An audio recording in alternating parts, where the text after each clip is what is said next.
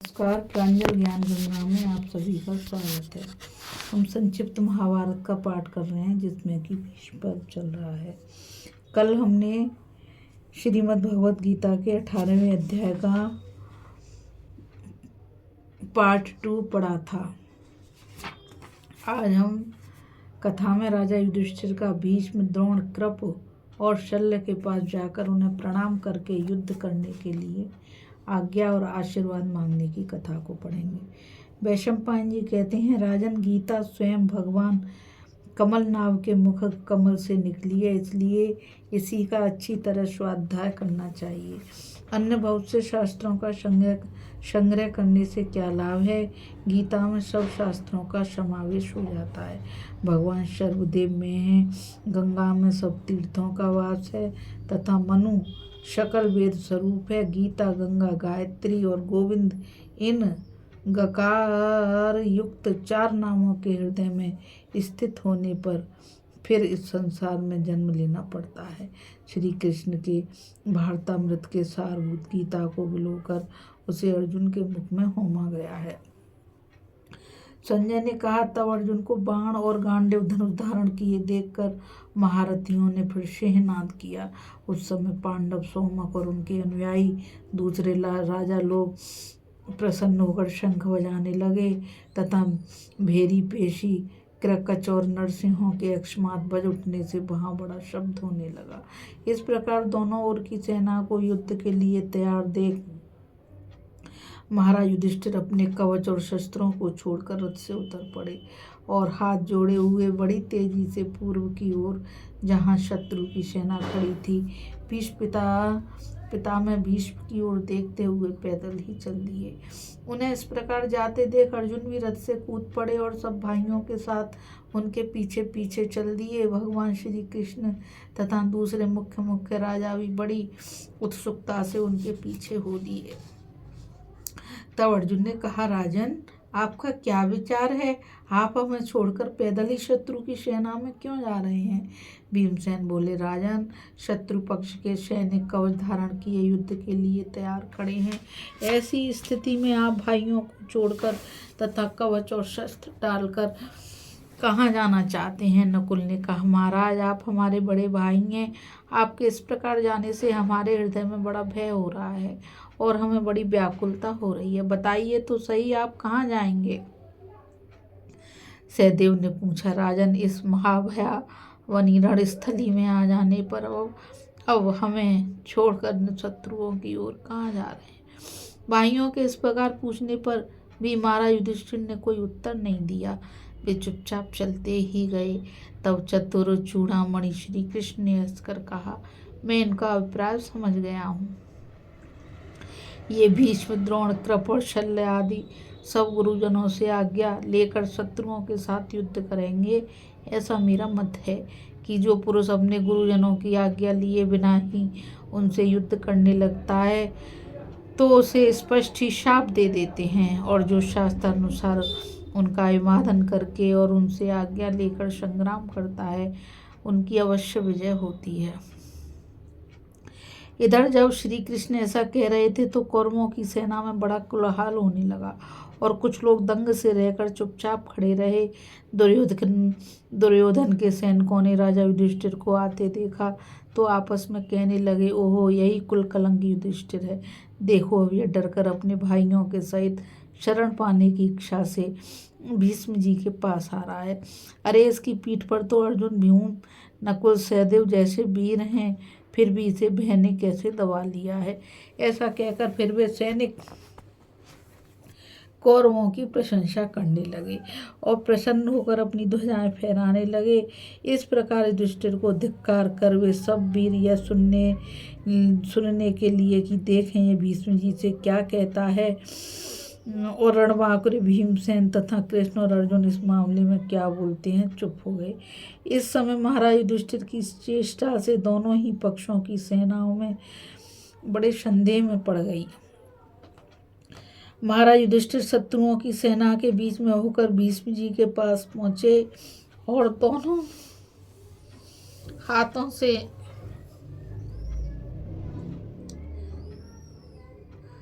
उनके चरण पकड़कर कहने लगे, अजय पितामह, मैं आपको प्रणाम करता हूँ। मुझे आपसे युद्ध करना हो, आप मुझे आज्ञा दीजिए।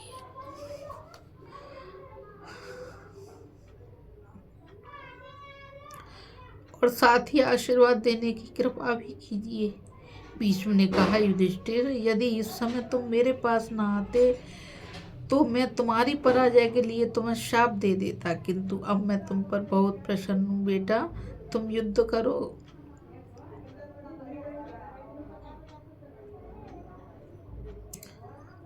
तुम्हारी जय होगी और इस युद्ध में तुम्हारी सब इच्छाएं भी पूरी होंगी। इसके सिवा तुम्हें कोई वर मांगने की इच्छा हो तो मांग लो, क्योंकि ऐसा होने पर भी तुम्हारी पराजय नहीं हो सकेगी। राजन, यह पुरुष अर्थ का दास है, अर्थ किसी का भी दास नहीं है, यही सत्य है। और इस अर्थ से ही कौरवों ने मुझे बांध रखा है। इसी से मैं तुम्हारे साथ नपुंसकों की सी बातें कर रहा हूँ। बेटा, युद्ध तो मुझे कौरवों की ओर से ही करना पड़ेगा। हाँ, इसके सिवा तुम कुछ और कहना चाहो तो तुम वह अपने बाबा से कह सकते हो। युधिष्ठिर ने कहा, दादाजी, आपको तो कोई जीत ही नहीं सकता, इसलिए यदि आप हमारा हित चाहते हैं तो बतलाइए, आपको युद्ध में हम कैसे जीत।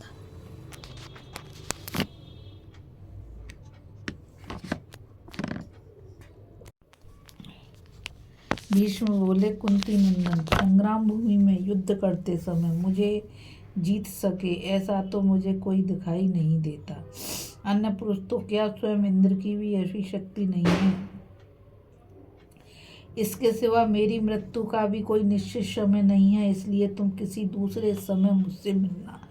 तब महाबाहु युधिष्ठिर ने भीष्म जी की यह बात सिर पर धारण की और उन्हें फिर प्रणाम कर वे आचार्य द्रोण के रथ की ओर चले। उन्होंने आचार्य को प्रणाम करके उनकी परिक्रमा की और फिर अपने कल्याण के लिए, भगवान, मुझे आपसे युद्ध करना होगा, मैं इसके लिए आपकी आज्ञा चाहता हूँ, जिससे मुझे कोई पाप ना लगे। आप यह बताने की कृपा करो कि मैं शत्रुओं को किस प्रकार जीत सकूंगा। द्रोणाचार्य ने कहा, राजन, यदि तुम युद्ध का निश्चय करके फिर मेरे पास न आते तो मैं तुम्हारी पराजय के लिए शाप दे देता, किंतु तुम्हारे इस सम्मान से मैं प्रसन्न हूँ। तुम युद्ध करो, तुम्हारी जय होगी, मैं तुम्हारी इच्छा पूर्ण करूँगा। बताओ, तुम क्या चाहते हो। इस स्थिति में अपनी ओर से युद्ध करके सिवा तुम्हारी ओर जो भी इच्छा हो वह कहो, क्योंकि पुरुष अर्थ का दास है, अर्थ किसी का दास नहीं होता। यही सत्य है और इस अर्थ से ही कौरवों ने मुझे बांध लिया है। इसी से मैं नपुंसक की तरह तुमसे कह रहा हूँ कि तुम अपनी ओर से युद्ध करने के सिवा और क्या चाहते हो। मैं युद्ध तो कौरवों की ओर से ही करूँगा, तो भी विजय तुम्हारी ही चाहता हूँ। युधिष्ठिर ने कहा, राजन, आप कौरवों की ओर से ही युद्ध करें, किंतु मैं यही वर मांगता हूँ कि मेरी विजय चाहें और मुझे उपयोगी परामर्श दें। द्रोणाचार्य बोले, राजन, तुम्हारे सलाहकार स्वयं श्री कृष्ण हैं, इसलिए तुम्हारी विजय तो निश्चित है। मैं तुम्हें युद्ध के लिए आज्ञा देता हूँ। तुम रणांगण में शत्रुओं का संहार करोगे। जहाँ धर्म रहता है वहीं श्री कृष्ण रहते हैं, जहाँ श्री कृष्ण रहते हैं वहीं जय रहती है। कुंती नंदन, अब तुम जाओ, युद्ध करो और तुम्हें जो पूछना हो पूछो, मैं तुम्हें क्या सलाह दूँ। युधिष्ठिर ने पूछा, आचार्य, आपको प्रणाम करके मैं यही पूछता हूँ कि आपके वध का क्या उपाय है। द्रोणाचार्य बोले, राजन, संग्राम भूमि में रथ पर आरूढ़ हो जब मैं क्रोध में भरकर बाणों की वर्षा करूंगा, उस समय मुझे मार सके ऐसा कोई शत्रु दिखाई नहीं देता। हाँ, जब मैं शस्त्र छोड़कर अचेत सा खड़ा रहूं, उस समय कोई योद्धा मुझे मार सकता है। यह मैं तुमसे सच सच कहता हूँ।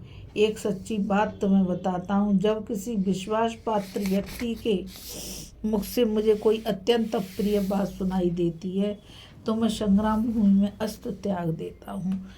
द्रोणाचार्य की यह बात सुनकर राजा युधिष्ठिर उनकी आज्ञा ले कृप के पास आए और उन्हें प्रणाम एवं प्रदक्षिणा करके कहने लगे, गुरुजी, मुझे आपसे युद्ध करना होगा। इसके लिए मैं आपसे आज्ञा मांगता हूँ, जिससे मुझे कोई पाप ना लगे। इसके सिवा आपकी आज्ञा होने पर मैं शत्रुओं को भी जीत सकूंगा। कृपाचार्य ने कहा, राजन, युद्ध का निश्चय होने पर यदि तुम मेरे पास ना आते तो मैं तुम्हें शाप दे देता। पुरुष अर्थ का दास है, अर्थ किसी का दास नहीं है, यही सत्य है, और इस अर्थ से ही कौरवों ने मुझे बांध रखा है। सो युद्ध तो मुझे उन्हीं की ओर से करना पड़ेगा, ऐसा मेरा निश्चय है। इसी से नपुंसक की तरह मुझे यह कहना पड़ता है कि अपनी ओर से युद्ध करने के लिए कहने के सिवा और तुम्हारी जो इच्छा हो वे मांग लो। युधिष्ठिर ने पूछा, आचार्य सुनिए, इसी से मैं आपसे पूछता हूँ। इतना कहकर धर्मराज व्यथित होकर अचेत से हो गए और कोई शब्द न बोल सके। तब उनका अभिप्राय समझकर कृपाचार्य जी ने कहा, राजन, मुझे कोई भी मान नहीं सकता, किंतु कोई चिंता नहीं, तुम युद्ध करो, जीत तुम्हारी ही होगी। तुम्हारे इस समय आने से मुझे बड़ी प्रसन्नता हुई है। मैं नित्य प्रति उठकर तुम्हारी विजय की कामना करूंगा। यह मैं तुमसे ठीक ठीक कहता हूँ। कृपाचार्य की बात सुनकर राजा युधिष्ठिर उनकी आज्ञा लेकर मद्रराज शल्य के पास गए तथा उन्हें प्रणाम और प्रदक्षिणा करके अपने हित के लिए उनसे कहा, राजन, मुझे आपके साथ युद्ध करना है। इसके लिए मैं आपसे आज्ञा मांगता हूँ मामा जी, जिससे मुझे कोई पाप ना लगे तथा आपकी आज्ञा होने पर मैं शत्रुओं को भी जीत सकूंगा। शल्य ने कहा, राजन, युद्ध का निश्चय कर लेने पर यदि तुम मेरे पास ना आते तो मैं तुम्हारी पराजय के लिए तुम्हें शाप दे देता। इस समय आकर तुमने मेरा सम्मान किया है, इसलिए मैं तुम पर प्रसन्न हूँ। तुम्हारी इच्छा पूर्ण हो, मैं तुम्हें आज्ञा देता हूँ, तुम युद्ध करो। जय तुम्हारी ही होगी। तुम्हारी कोई और अभिलाषा हो तो मुझसे कहो। पुरुष अर्थ का दास है, अर्थ किसी का दास नहीं है, यही बात सत्य है, और इस अर्थ से ही कौरवों ने मुझे बांध लिया है। इसी से मुझे नपुंसक की तरह पूछना पड़ता है कि अपनी ओर से युद्ध कराने के सिवाय तुम और क्या चाहते हो। तुम मेरे भांजे हो युधिष्ठिर, तुम्हारी जो इच्छा होगी मैं पूर्ण करूँगा। युधिष्ठिर ने कहा, मामा जी, मैंने सैन्य संग्रह का उद्योग करते समय आपसे जो प्रार्थना की थी वही मेरा वर है। कर्ण से हमारा युद्ध होते समय आप उसके तेज का नाश करते रहे। शल्य बोले, कुंती नंदन, तुम्हारी इच्छा पूर्ण होगी, जाओ निश्चिंत होकर युद्ध करो। मैं तुम्हारी बात पूरी करने की प्रतिज्ञा करता हूँ। संजय कहते हैं, राजन मद्रराज शल्य से आज्ञा लेकर राजा युधिष्ठिर अपने भाइयों सहित उस विशाल वाहिनी से बाहर आ गए।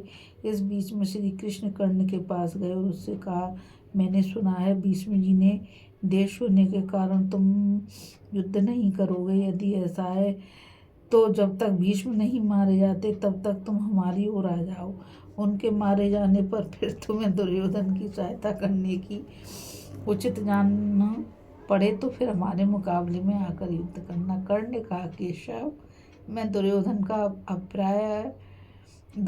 का अप्रिय कभी नहीं करूँगा। आप मुझे प्राण प्रण से दुर्योधन का हितैषी समझें। कर्ण की बात सुनकर श्री कृष्ण भगवान वहाँ से लौट आए और पांडवों में आ मिले। इसके बाद महाराज युधिष्ठिर ने सेना के बीच में खड़े होकर उच्च स्वर से कहा, जो वीर हमारा साथ देना चाहते हैं अपनी सहायता के लिए, मैं उसका स्वागत करने को तैयार हूँ।